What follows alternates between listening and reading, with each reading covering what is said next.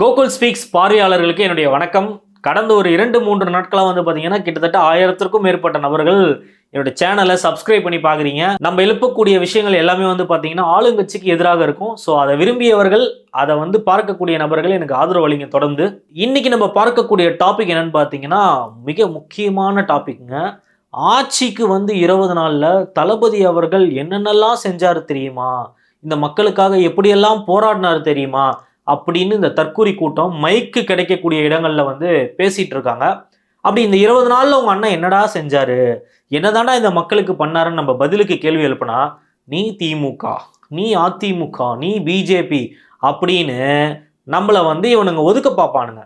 அதெல்லாம் யோசிக்காதீங்க. அவன் திமுகன்னு சொன்னானா 200 சொன்னா ஆமா வாங்கிட்டேன், அதிமுகன்னு சொன்னா அடிமைன்னு சொன்னா ஆமா அடிமைன்னு சொல்லிட்டு போயிடுங்க. ஆனா தொடர்ந்து வந்து இந்த தற்கூரிகளை கேள்வி எழுப்பிட்டே இருக்கணும். இவனுங்க ஒன்றும் இல்லாத களிமண்ணுன்றத இந்த மக்களுக்கு நம்ம புரிய வைக்கணும்.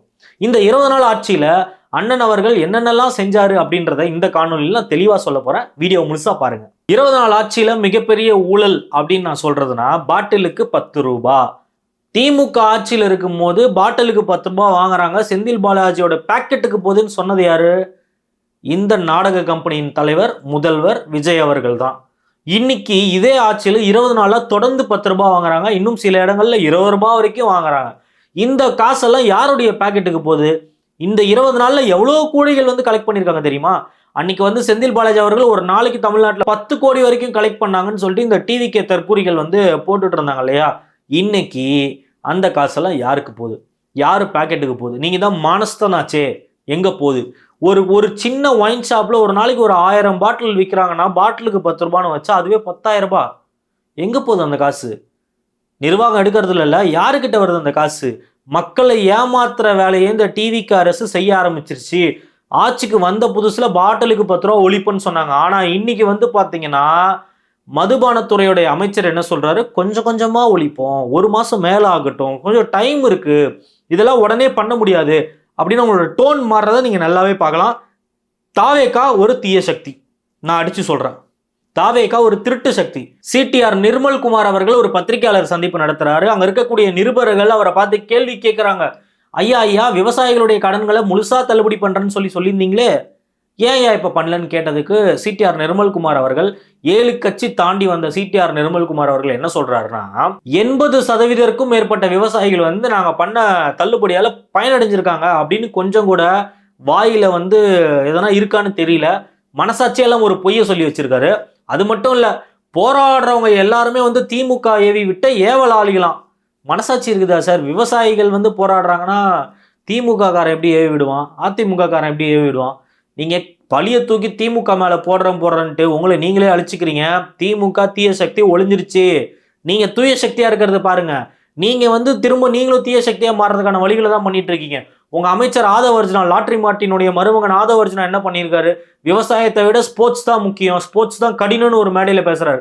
இந்த லட்சணத்தில் தான் உங்களுடைய கட்சியினுடைய நிலைமை இருக்கு. தூத்துக்குடி அருகே வந்து பாத்தீங்கன்னா தாவேகாவை சேர்ந்த 2 திருட்டு நாய்கள், 2 திருட்டு தற்குறிகள் ஒரு பொண்ணுக்கு வேலை வாங்கி தரேன்னு சொல்லிட்டு அந்த பொண்ணை வந்து அழைத்து சென்று அந்த பொண்ணு குடிக்கக்கூடிய ஜூஸ்ல வந்து மயக்க மருந்தை மிக்ஸ் பண்ணி அந்த பொண்ணுடைய வாழ்க்கையை சீரழிச்சிருக்கானுங்க.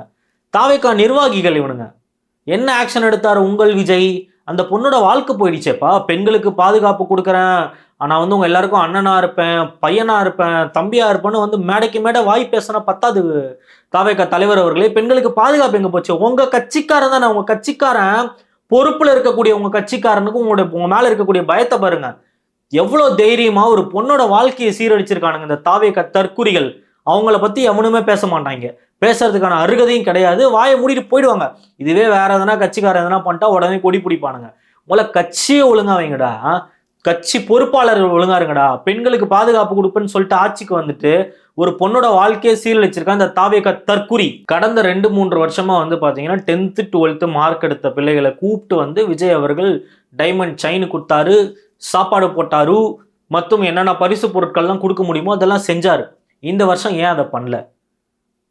இதெல்லாம் உங்களுக்கு புரியுதான்னு எனக்கு தெரியல. இந்த தாவேகா தொண்டர்கள் இந்த வீடியோ பார்க்குறீங்கன்னா யோசிக்கணும், கொஞ்சமா சிந்திக்கணும். மண்டையில மூளை தான் இருக்குது, களிமண் கிடையாது உங்களுக்குலாம். சிந்திங்க. ஒரு தலைவர் வந்து ஒரு விஷயத்த பண்றாருன்னா அதுக்கு பின்னாடி என்ன இருக்குன்றதை யோசிக்கணும்.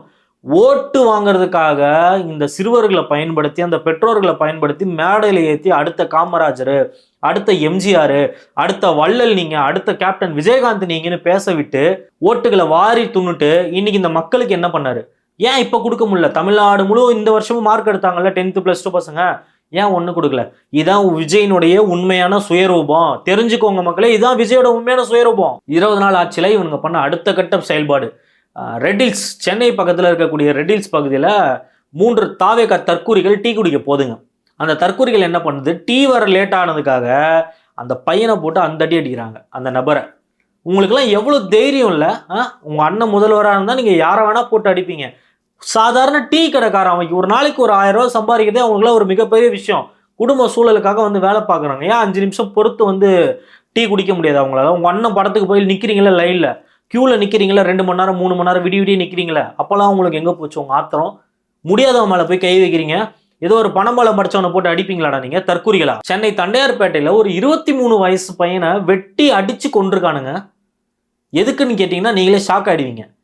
எப்பா கஞ்சா விற்காதீங்கடான்னு சொல்லிட்டு அந்த பையன் வந்து பேசியிருக்கான். அதுக்கு அந்த பையனை மர்டர் பண்ணியிருக்காங்க. இந்த தாவே காட்சியெல்லாம் நடந்திருக்கு. இந்த கருமமும் இந்த ஆட்சியில் தான் நடக்குது. வெளியில வருதான்னு பார்த்தீங்கன்னா வராது. விர்ச்சுவல் வாரியர்ஸ் இதை அமுக்கிறதுக்கு என்னென்ன பண்ண முடியுமோ அதெல்லாம் பண்ணுவானுங்க. அண்ணா அழகா இருக்காரு, த்ரிஷாவும் அண்ணனும் நண்பர்கள், அவங்க 2 பேரே ஒரு பெண்கள் நண்பர்களா இருக்கக்கூடியதா, அஜித் அவருடைய வீட்டுக்கே ஒரு தோழி அவங்க போகக்கூடாதா அப்படின்னு அதை போட்டுன்னு இருப்பானுங்க. அதை போட்டு ட்ரெண்ட் பண்ணுவானுங்க. இன்னைக்கு ஏன் அந்த சின்ன பையனை வெட்டி கொண்டிருக்காங்க? வேற எதுக்கும் போராடலையா அவன் வேற எதனா வேலை பண்ணானா இல்லை சண்டைக்கு போனானா? ஏன்டா கஞ்சா விற்கிறீங்கன்னு கேட்டிருக்கான். வெட்டிட்டானுங்க. இந்த ஆட்சியில சட்ட ஒழுங்கு இந்த லட்சணத்தில் தான் இருக்கு. மேடை ஏறி திருச்சியில மேடை ஏறுற ஒரு முதல்வர் வாயில அது வந்துடும் இது வந்துடும் பேச்சாங்க. சட்ட ஒழுங்கை பத்தி பேசுறதுக்கு வக்கு இருக்கா இந்த விஜய்க்கு? நான் கேட்கறேன். கொஞ்சம் கூட வக்கு இல்லாம எப்ப பாரு திமுக, அவங்க வீட்டு கக்கூசுல தண்ணி வரலாம் கூட திமுக தான் போல. கருமம், என்னையா ஆட்சி நடத்துறீங்க நீங்க? ஆட்சிக்கு வந்து 20 நாள் ஆச்சு இல்லையா? உங்களால வந்து பயிர்க்கடன் தள்ளுபடி பண்ண முடியல இல்லையா? அதே மகாராஷ்டிரால எடுத்துக்கோங்க. தேவேந்திர பட்னாவிஸ் அப்படின்ற ஒரு முதல்வர் வந்து 2 லட்சம் வரைக்கும் பயிர்க்கடன் தள்ளுபடி பண்ணியிருக்காரு. கொஞ்சம் அதையாவது பார்த்தா திருந்துங்கன்ற. சரி, உங்களுக்கு வக்கு இல்ல, வேற யாருன்னா எதனா பண்றாங்களா, அதை பார்த்தாது பண்ணி தொலைங்கன்ற. இந்த மக்களுக்கு எதனா பண்ணுங்க. உங்களை நம்பிதான் ஓட்டு போட்டிருக்காங்க. 20 நாள்ல நாங்க என்ன பண்ண முடியும்னா, எலெக்ஷனுக்கு முன்னாடி உங்களுக்கு தெரியாதாலாம்? தெரிஞ்சுதானே வாக்குறுதிகளை கொடுத்தீங்க, நம்பினாங்கல்ல. உங்களுடைய கட்சிக்காரன் வந்து இலவசம் வேணான்னு சொல்லுவாங்க. ஆனா இந்த மக்கள் வந்து அன்றாட தினக்கூலிகள்லாம் நீங்க 6 சிலிண்டர் கொடுப்பீங்கன்னு சொல்லி தானே உங்களுக்கு ஓட்டு போட்டாங்க.